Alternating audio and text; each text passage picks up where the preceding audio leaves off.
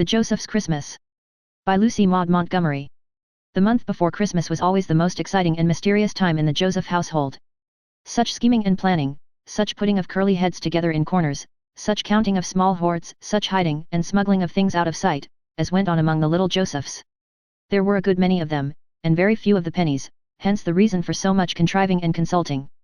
From 14-year-old Molly down to 4-year-old Lenny there were 8 small Josephs in all in the little log house on the prairie, so that when each little Joseph wanted to give a Christmas box to each of the other little Josephs, and something to Father and Mother Joseph besides, it is no wonder that they had to cudgel their small brains for ways and means thereof.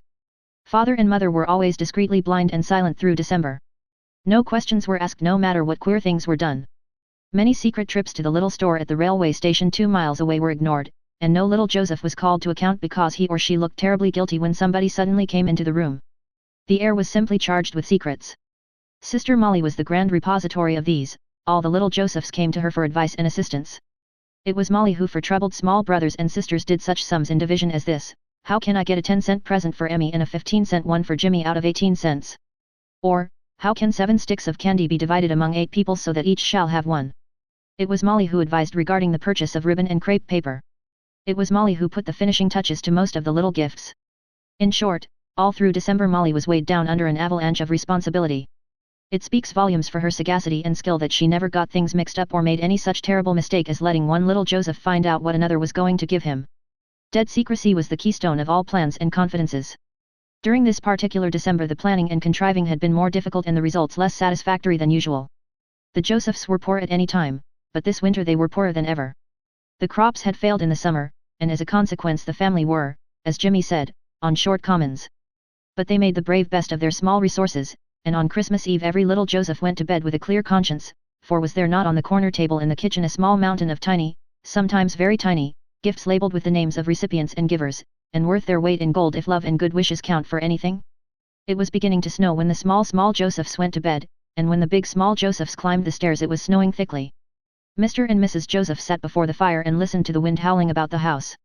"I'm glad I'm not driving over the prairie tonight," said Mr. Joseph. "It's quite a storm. I hope it will be fine tomorrow, for the children's sake.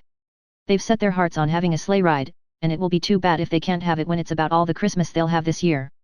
Mary, this is the first Christmas since we came west that we couldn't afford some little extras for them, even if 'twas only a box of nuts and candy." Mrs. Joseph sighed over Jimmy's worn jacket which she was mending. Then she smiled. "Never mind, John. Things will be better next Christmas, we'll hope. The children will not mind, bless their hearts. Look at all the little knickknacks they've made for each other. Last week when I was over at Taunton, Mr. Fisher had his store all gayified up, as Jim says, with Christmas presents. I did feel that I'd ask nothing better than to go in and buy all the lovely things I wanted, just for once, and give them to the children tomorrow morning. They've never had anything really nice for Christmas. But there. We've all got each other in good health and spirits, and a Christmas wouldn't be much without those if we had all the presents in the world." Mr. Joseph nodded. "That's so. I don't want to grumble, but I tell you I did want to get Maggie a real live doll, as she calls it. She never has had anything but homemade dolls, and that small heart of hers is set on a real one. There was one at Fisher's store today, a big beauty with real hair, and eyes that opened and shut. Just fancy Maggie's face if she saw such a Christmas box as that tomorrow morning." "Don't let's fancy it," laughed Mrs. Joseph, "it is only aggravating. Talking of candy reminds me that I made a big plate full of taffy for the children today. It's all the Christ massy I could give them. I'll get it out and put it on the table along with the children's presents." "That can't be someone at the door." "It is, though," said Mr. Joseph as he strode to the door and flung it open. 2 snowed-up figures were standing on the porch.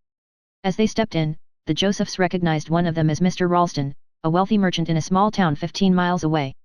"Late hour for callers, isn't it?" said Mr. Ralston. "The fact is, our horse has about given out, and the storm is so bad that we can't proceed. This is my wife, and we are on our way to spend Christmas with my brother's family at Lindsay. Can you take us in for the night, Mr. Joseph?" "Certainly, and welcome," exclaimed Mr. Joseph heartily, "if you don't mind a shakedown by the kitchen fire for the night." "My, Mrs. Ralston," as his wife helped her off with her things, "but you are snowed up. I'll see to putting your horse away, Mr. Ralston. This way, if you please." When the 2 men came stamping into the house again Mrs. Ralston and Mrs. Joseph were sitting at the fire, the former with a steaming hot cup of tea in her hand. Mr. Ralston put the big basket he was carrying down on a bench in the corner. "Thought I'd better bring our Christmas flummery in," he said. You see, Mrs. Joseph, my brother has a big family, so we are taking them a lot of Santa Claus stuff. Mrs. Ralston packed this basket, and goodness knows what she put in it, but she half cleaned out my store. The eyes of the Lindsay youngsters will dance tomorrow, that is, if we ever get there. Mrs. Joseph gave a little sigh in spite of herself, and looked wistfully at the heap of gifts on the corner table. How meager and small they did look, to be sure, beside that bulgy basket with its cover suggestively tied down. Mrs. Ralston looked too. Santa Claus seems to have visited you already, she said with a smile. The Josephs laughed. Our Santa Claus is somewhat out of pocket this year, said Mr. Joseph frankly. Those are the little things the small folks here have made for each other. They've been a month at it, and I'm always kind of relieved when Christmas is over and there are no more mysterious doings. We're in such cramped quarters here that you can't move without stepping on somebody's secret. A shakedown was spread in the kitchen for the unexpected guests, and presently the Ralstons found themselves alone. Mrs. Ralston went over to the Christmas table and looked at the little gifts half tenderly and half pityingly. They're not much like the contents of our basket, are they? She said, as she touched the calendar Jimmy had made for Molly out of cardboard and autumn leaves and grasses. Just what I was thinking, returned her husband, and I was thinking of something else, too. I've a notion that I'd like to see some of the things in our basket right here on this table. I'd like to see them all, said Mrs. Ralston promptly. Let's just leave them here, Edward. Roger's family will have plenty of presents without them, and for that matter we can send them ours when we go back home. Just as you say, agreed Mr. Ralston. I like the idea of giving the small folk of this household a rousing good Christmas for once. They're poor I know, and I dare say pretty well pinched this year like most of the farmers hereabout after the crop failure. Mrs. Ralston untied the cover of the big basket. Then the two of them, moving as stealthily as if engaged in a burglary, transferred the contents to the table. Mr. Ralston got out a small pencil and a notebook, and by dint of comparing the names attached to the gifts on the table they managed to divide theirs up pretty evenly among the little Josephs. When all was done Mrs. Ralston said, "Now, I'm going to spread that tablecloth carelessly over the table. We will be going before daylight, probably, and in the hurry of getting off I hope that Mr. and Mrs. Joseph will not notice the difference till we're gone." It fell out as Mrs. Ralston had planned. The dawn broke fine and clear over a vast white world. Mr. and Mrs. Joseph were early astir, breakfast for the storm-stayed travelers was cooked and eaten by lamplight, then the horse and sleigh were brought to the door and Mr. Ralston carried out his empty basket. "I expect the trail will be heavy," he said, "but I guess we'd get to Lindsay in time for dinner, anyway." "Much obliged for your kindness, Mr. Joseph. When you and Mrs. Joseph come to town we shall hope to have a chance to return it. Goodbye and a Merry Christmas to you all." When Mrs. Joseph went back to the kitchen her eyes fell on the heaped-up table in the corner. Why, she said, and snatched off the cover. One look she gave, and then this funny little mother began to cry, but they were happy tears. Mr. Joseph came too, and looked and whistled.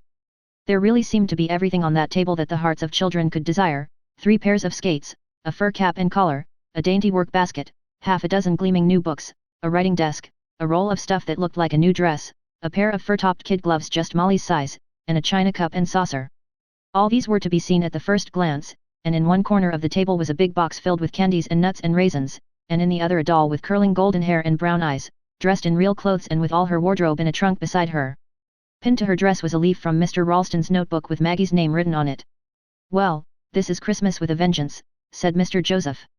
"The children will go wild with delight," said his wife happily. They pretty nearly did when they all came scrambling down the stairs a little later. Such a Christmas had never been known in the Joseph household before. Maggie clasped her doll with shining eyes, Molly looked at the work basket that her housewifely little heart had always longed for, studious Jimmy beamed over the books and Ted and Hal hooped with delight over the skates. And as for the big box of good things, why, everybody appreciated that. That Christmas was one to date from in that family. I'm glad to be able to say, too, that even in the heyday of their delight and surprise over their wonderful presents, the little Josephs did not forget to appreciate the gifts they had prepared for each other. Molly thought her calendar just too pretty for anything, and Jimmy was sure the new red mittens which Maggie had knitted for him with her own chubby wee fingers, were the very nicest, gayest mittens a boy had ever worn. Mrs. Joseph's taffy was eaten too. Not a scrap of it was left. As Ted said loyally, it was just as good as the candy in the box and had more chew to it besides.